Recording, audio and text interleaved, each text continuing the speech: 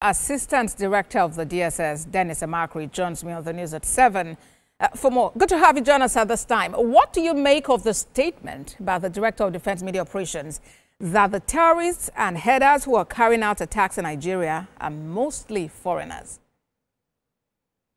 Thank you very much for having me. You see, the information from the general is that it's not a new information at all. We've known this for a long time.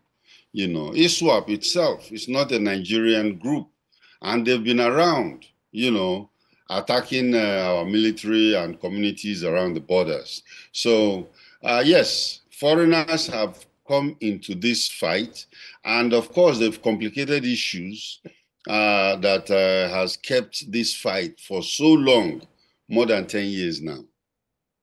So if they are foreigners, who are terrorizing Nigerians, how do we hold them to account? What's the way forward? Is it some form of diplomatic moves with their, countries of origin, or how exactly do we address the challenge head on? These are bandits and they are terrorists. You don't go and negotiate with a foreign country about a bandit who is operating in a foreign country. When he comes there, you deal with him.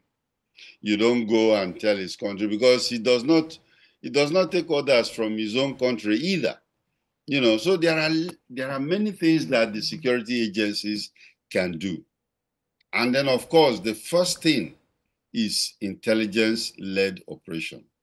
They should heighten their intelligence gathering and sharing. And then the next thing, which is, I think, more important to me, is border security. Because how do they get into the country?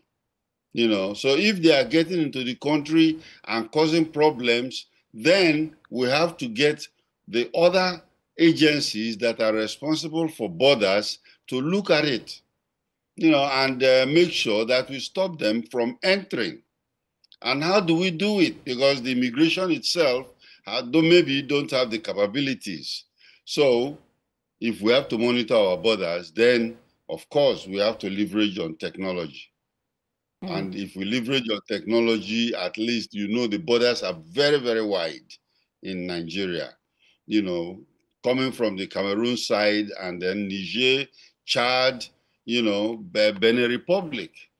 So we have to leverage on technology. Even in the United States, the Mexican border is not monitored mainly by human beings alone. They leverage on technology, and that could help us. I hear him that they are using armed drones. They are not actually armed drones. They are drones that they tie bomb to them, and then when they see any Nigerian community or any military formation, they drop it to explode. But we can also use those same drones. And then, of course, the Predator drones, which are fully equipped to fight and come back, are available. The only problem is that they are very expensive. One single drone is about $23 million. And how much are they giving to the security agents to fight this thing? So in solving this problem, we have to look inwards. The legislators have to make sure that they give the security agents enough money to do what they have to do. All right. And if you now look at the fact that, Nigerians are also said to collaborate with these foreigners to carry out these attacks, does that complicate the matter? Yes, it does, but it is normal. Normal in the sense that in any war, there are double agents. In any fight, there are double agents. There are people who are benefiting from this particular imbroglio.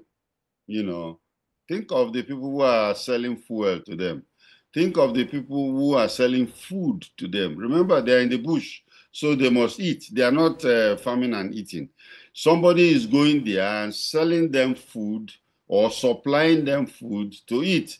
Fuel to fuel their motorcycles and all those kind of things. The arms they are buying, so all these people are people that are very familiar with Nigerian situation. Some of them are Nigerians. Some of them have been known to be in the government, and that's why I say that at least the intelligence agencies should look very, very carefully, because there are people inside the government that are sabotaging the effort. All right, then. Security expert, former Assistant Director of the DSS, Dennis Amachree, thank you very much for your time on TVC News at 7. Thank you. Well, let's talk a bit of politics. Leaders of the All Progressives Congress